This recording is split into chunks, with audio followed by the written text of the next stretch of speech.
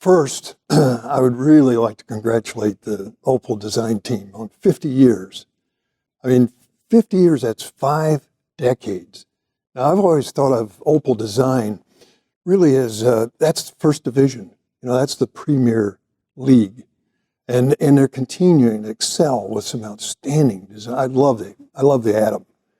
And the range of vehicles that they have today is just, I think, absolutely marvelous in terms of design. So that's such an important, milestone that I feel very, it's exciting for me to be able to say, hey, congratulations, job well done. Well, the time that I spent with Opel Design, extremely important to me in my career, my life.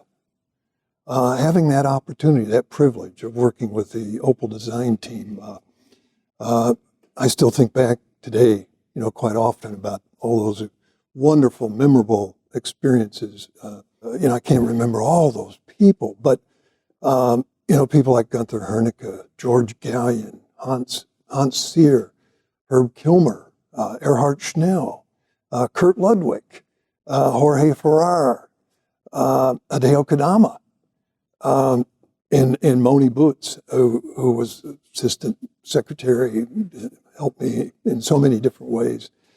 Having the opportunity to work with all these people, and we were developing at that time a production vehicle every year with all of its variants, a couple Omegas, a Senator, Astra, the Vectra, the Corsa. The Corsa B was truly a world car. It was, it won 20 International Design Awards, I'm told. It was sold in 80 countries, manufactured in 16 factories on 5 continents with 5 different brands. Now, that was truly a GM world car. And we had a lot of diversity, and I think, from time to time, as I recall, we had 12 to 14 nationalities in the studios, which gave Opel a really international flavor in the design studios, and great dialogue, great input. And so from a professional point of view, today everything we talk about global. Well, that was really a global organization in those days. Opel, of course, had responsibility for all of Europe, including the UK. But a lot of the Opel vehicles and a lot of Opel products went other places in the world and became the basis for other vehicles, like the Corsa B that I mentioned. So there was a very international flavor, very international dialogue in the studio. The American and German culture was kind of a magical thing when you had all these other cultures together. And in my personal life, one of the most exciting things, of course, was the Autobahns without speed limits. That was kind of invigorating coming into work in the mornings, having driven at high speed. So there are a lot of wonderful memories of that time. My favorite project has to be the Calibra. I mean, that was an exciting car. That was one of those concept models that we did internally that everybody was so excited about. We went straight into production with that vehicle. Again, working with engineering when we introduced the car. That was in 1989 at the Frankfurt show. We introduced that with a CD, coefficient of drag, at 0.26, which was the lowest production drag vehicle in the world at that time, and remained so for the next 10 years.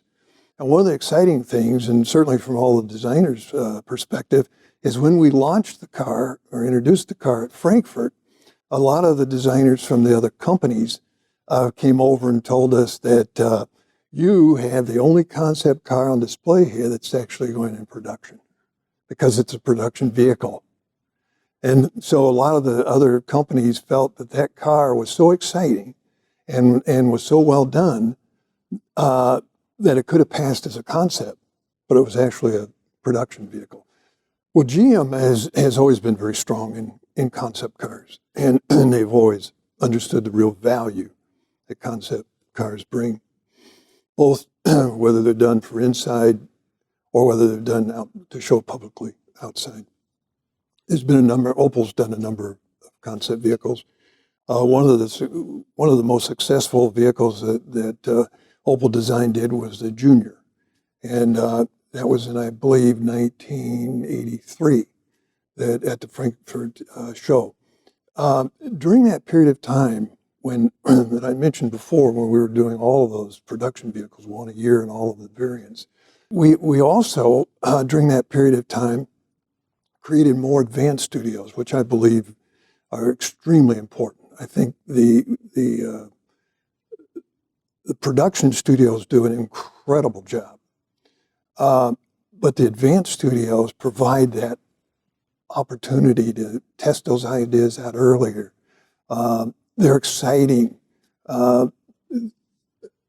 There's nothing that can replace the experience of designers working on concept vehicles.